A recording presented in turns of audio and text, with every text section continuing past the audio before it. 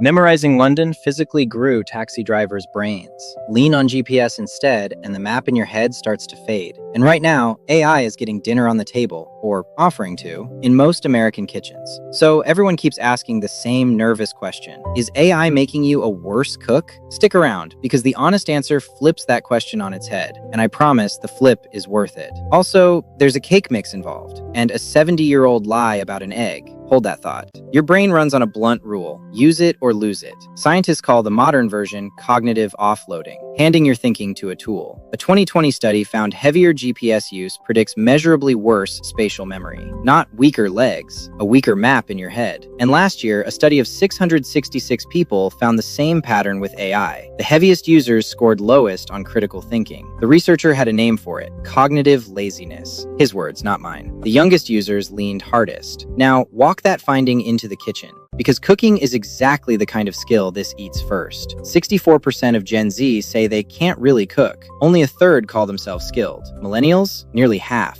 And into that gap walks the most helpful sous-chef ever built. 19% of Americans now use ChatGPT for cooking help regularly. 15% have let AI decide whether they cook at all. Cook or takeout, the app's call. Writers keep testing this. Inez at Food Unfolded handed ChatGPT a full week of meals. Her verdict? Shockingly competent. And the intuition is the part worth keeping. Remember that phrasing. I'll be honest, I have asked an app how to scramble eggs. Scrambled eggs. The doom math writes itself. The tool thinks, the skill sleeps. Now, before you panic, know that your great-grandmother heard this exact sermon. When boxed cake mix arrived in the 50s, it was an accusation in a box. The famous story says sales stalled because mixes felt too easy. So a psychologist named Ernest Dichter told the companies, make her add an egg, give her hands something to do. Sales soared, says the legend, on the psychology of fake effort. Great story, half myth. Historian Laura Shapiro dug up the receipts. The powdered egg mixes simply made bad cakes. They stuck, they burned, they tasted like egg. Fresh eggs made better cake.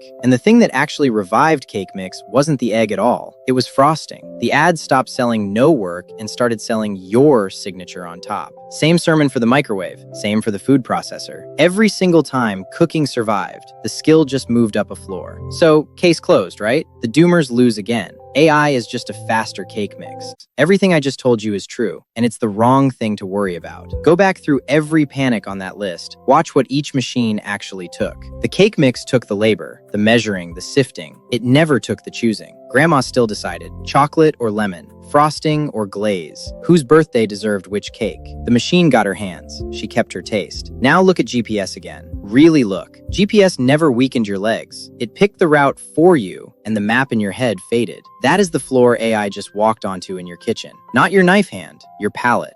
And you can watch the handover happen inside one statistic. Ask Americans who plans dinner better, them or AI, and 2/3 back themselves. But ask only the people who already use AI for dinner, and a majority say the machine plans it better than they could. Read that again. The tool doesn't just do the task, it quietly updates who you believe the expert is. Taste works like a muscle. Chefs train their palate the way those cabbies trained on London. Reps, feedback, reps. Every just decide for me is a rep you didn't do. Nobody forgets how to chop. You forget what you wanted. So here's the payoff I promised, the flipped question. Not, is AI making me a worse cook, but who is doing my wanting? Keep the reps that matter. Let the app carry the logistics, the list, the pantry math, the timing. Those were never the point. Then guard 3 verbs. Pick the cuisine before you open the app. Overrule one suggestion every time on taste alone. And once a week, cook one thing from memory. Badly is fine. Badly is how the muscle grows. It's the old cake mix deal, one floor up. The machine does the labor. You sign the frosting. That deal is the line we build Recipy on. We use AI too, grounded in real, tested recipes. And when a recipe is AI generated, it says so, right on it. No fake authors. But here's the part that matters tonight. Other apps run on your phone. Recipy runs your kitchen, the logistics floor, so the deciding stays yours. And those London cabbies? GPS came for them decades ago. They kept the map anyway, because the map was the job. Keep the appetite, that's the job. Next time, nobody is paid to fail anymore. The quiet death of the recipe test kitchen. It's weirder than it sounds. Subscribe. Long-form explainers, weekday afternoons.